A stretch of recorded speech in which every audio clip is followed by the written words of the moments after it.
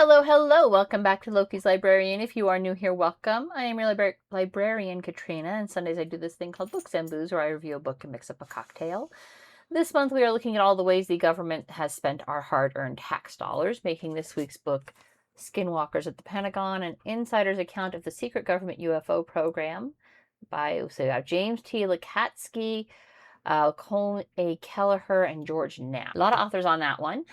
The accompanying cocktail is a Skinwalker Ranch Water, which is, the amounts aren't actually given. It's like I Googled Skinwalker and cocktail, and this is what came up.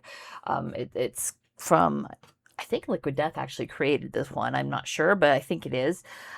Off of what I know for making cocktails, I'm going to guess it's 2 ounces of blanco tequila, topped with Liquid Death, severed lime, very specifically the severed lime, and then a garnish with a lime slice. So let's do this. And I am going to start off with a bit of a confession. I was already against this program. Not just, why are my tax dollars paying for this?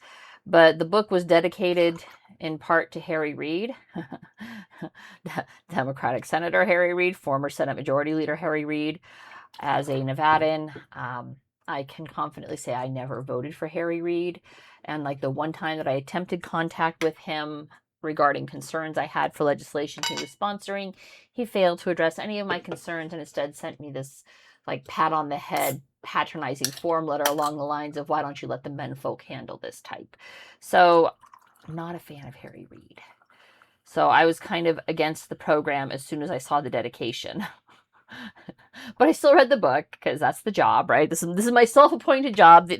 As my hairdresser once said, you're the only person I know who gives herself homework. And it's true. I do give myself homework every week. And this is the homework that I had assigned for myself. Well, I almost didn't read the book. I read the foreword, which was written by Harry Reid. And then I had to walk away for a few minutes. But I'm a trooper. I came back so I could see how Harry Reid wasted my tax dollars. Well, you can definitely taste the tequila. It's okay. I'm not necessarily a fan of sparkling water or of tequila, but it's an interesting blend. It's not horrible. I'm sure I'll be able to get the whole thing down. So, anyways, in recent years, the government has, let's say, softened their opinions on UFOs, which have been rebranded as UAPs, or unidentified aerial phenomena. They no longer say they don't exist, but they do say they are not proof of alien life, which is fair. They're technically not. There's a lot of things that they could be. They could be from the multiverse. We don't know. Personally, I think it's hubris to assume that we're the only intelligent life in the universe. I mean, the universe is massive. Statistically, I think it's impossible that we're it. So what is going on? What's happening at Skinwalker Ranch, right? Well, they kind of buried the lead in Appendix 4 of the book, so you got to read the whole damn thing to get to it. Skinwalker Ranch is 480 acres in the northeastern Wichita Basin of Utah. We know for a fact that UAPs have been happening in this little corner of Utah for at least 100 years, like documented, reported UAPs. So frequently, the sheriffs out there stopped responding to incident sightings because they were just so frequent. They're like, yeah, it's another day in Utah. Get used to it, right? The authors speculate as far back as Lewis and Clark. They said the 1700s, but I'm not sure when exactly white people first saw Utah, but I think it might have been with Lewis and Clark, who, explored the interior of the nation. Realistically, to see how far back the lore goes, I would check out Native American folklore in the area. They inhabited that area for a hell of a lot longer than the white peoples, and their oral history is probably where the story is really at, and that's undoubtedly where Skinwalker comes from, right? That's purely a Native American tradition. That is not something that came out of Europe. That is something that was here that we came into when we started exploring the rest of the continent. So I'm pretty sure that is where the name comes from for the ranch. Anyways, a lot of credible reports of UFO UAP come from witnesses all over the Wichita Basin, not just Skinwalker Ranch, but the reports center over Skinwalker Ranch. In addition to UAPs, we have animal mutilation reports. Like cows with severed heads, dogs turned into puddles of goo. Like they have one story about a rancher whose dogs ran off to, chase something. They were chasing something, no idea what. And when the rancher caught up with them, they were literally piles of goo. So, horses being hunted by wolf-like things that walk on 2 legs, which is very, very Skinwalker-esque. That's usually what people report seeing is a wolf-like creature on 2 legs. I would rather the the sparkling lime water than the tequila flavor. So there we go. In 1996, a newspaper article on this activity is seen by Robert Bigelow, a billionaire businessman in Las Vegas, Nevada. So he goes out to Skinwalker Ranch and arranges to buy the ranch from the current owners, who are given the pseudonym of the Gormans in this book. And they hadn't owned it very long. They had hoped it would be their forever home, but things got too weird too fast. And so when he showed up and threw money at them, they were like, peace, we're out, man. Keep it. God bless and Godspeed. We're out of here.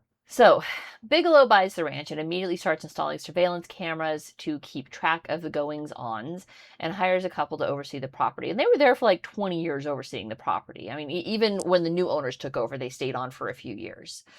And they reviewed the nightly tapes, reported any of the weird goings-on they saw, and they had a lot of weird goings-on to report over the next decade, which is where the story starts. Because in like 2007, I think, Bigelow approach, I don't remember how it started. It is in the book, but somebody approaches Harry Reid, or Harry Reid approaches somebody. The program that's ultimately greenlit by the Congress critters, as spearheaded by Harry Reid, Republican Senator Ted Stevens of Alaska, and Democratic Senator Dan Inouye of Hawaii. I am probably mispronouncing his name. But this was called the Advanced Aerospace Weapons Systems Applications Program, OSAP. And they actually spent several chapters explaining the error between OSAP and what it's commonly known as, which I'm not including in my report because I don't know why.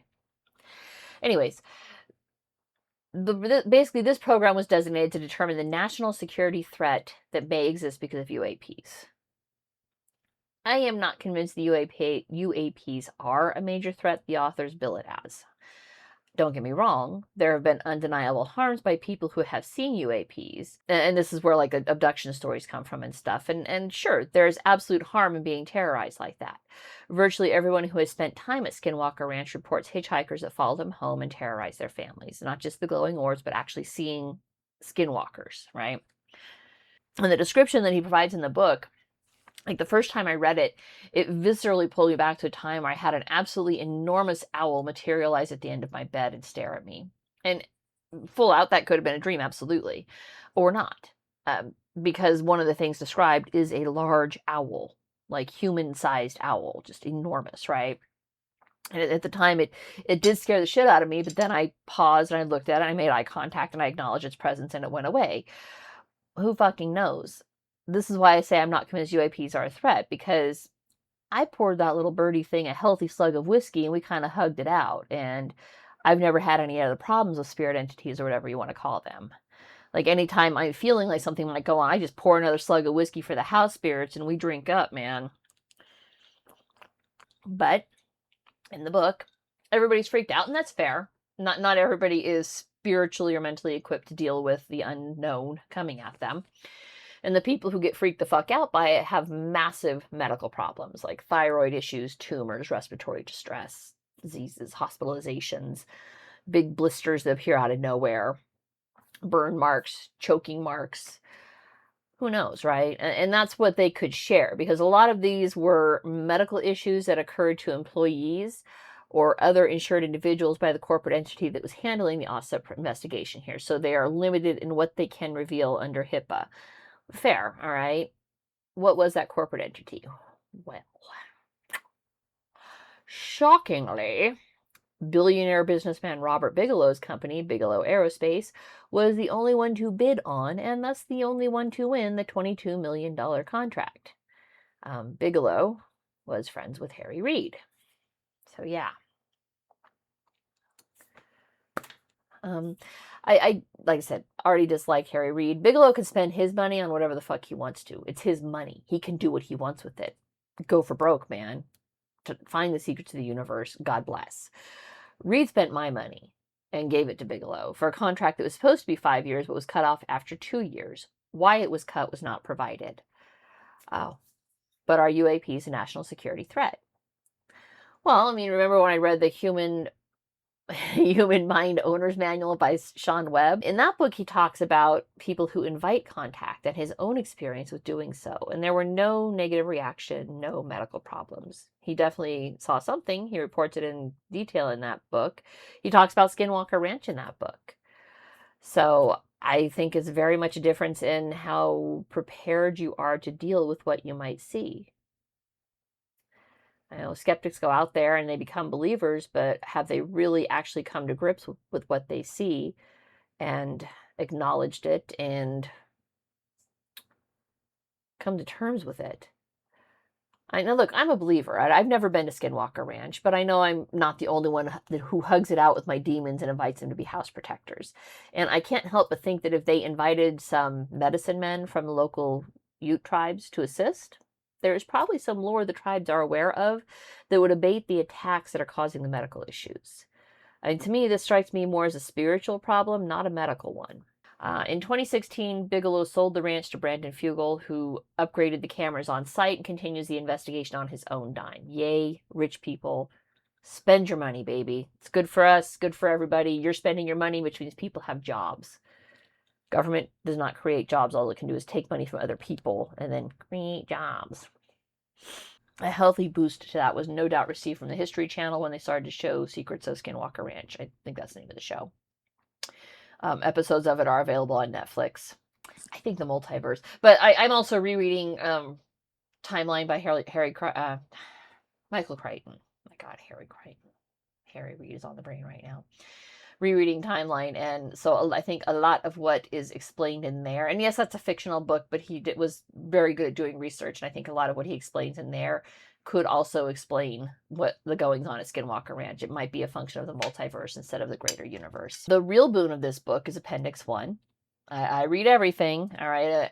Okay. I don't read an index in detail but I will refer back to it if I need, like, if I'm looking something up, and like, what page was that on again? Because, I tab the crap out of my books. Indexes are wonderful, but appendixes, not the one down here, the ones in the book, that they provide a lot of detail. Like I said, Appendix 4 explains the history of the ranch. Appendix 1 basically has everything you would need to file a FOIA request for various reports that came out of the 2 years the program was active. And the book has a who's who of the DIA personnel we met in last week's book, Phenomenon. Phenomenon, right? It was really interesting to me that John Glenn, famous astronaut, we heard about him in the Hidden Figures, right? He was also in last week's book. He was wholly in favor of the program, the OSAP program. Why is that interesting? Well, when Edgar Mitchell did his ESP program on the moon, right? And I mentioned that one of his fellow astronauts was like laughing about how a paper was reporting on this. And he kind of looked askance at Edgar Mitchell when he said, yeah, that was me. I did the ESP experience. Well, John Glenn was the one who did that. And I didn't mention it last week, so I didn't know that it was going to bleed into this week's book. But Glenn believes in UAPs, but not ESP. I mean, you can believe in whatever the fuck you want to, right? I mean, there's no limitation on what you can choose to believe or disbelieve. But the OSAP program used Joseph McMoneagle and Hal Puthoff, who was this. Joseph McMoneagle was remote viewer #1, right? Hal Puthoff was with the Stanford Research Institute, who created the remote viewing protocols. He was part of the the OSAP program, not Skinwalker program. A lot of crossover here in belief and a lot of hypocrisy, because they all believe wholeheartedly in UAPs and remote viewing and the value, and these things exist. But if I told them to have a sit down with a medicine man or a witch to tell them how to clean up the spirits in their house, they would probably look at me like I was crazy. Even though, like I said, I think that the attacks are a spiritual one, not a medical one. Every day this country strays further and further from God's good graces. That's all I'm going to say, man. It's really weird. It wouldn't surprise me if most of these guys actually were Christians. Like, if they went to church and got right with God, things might turn out differently. I don't know. I'm making assumptions here for facts, not in evidence. None of that was discussed in the book. But that would be my personal opinion, is they should invite a medicine man out to do a cleansing. I don't know. This book was a mixed bag for me. I feel like the authors were really trying to justify the expense of their program. And to me, as a taxpayer, that justification is not there. This, to me, is fully in the realm of let the rich pay for whatever program they want. But until there are literally aliens parked over the White House, this is not a national security concern to me. And that's it for this week. If you liked what you saw, don't forget to subscribe, and I will see you guys next Sunday. Bye.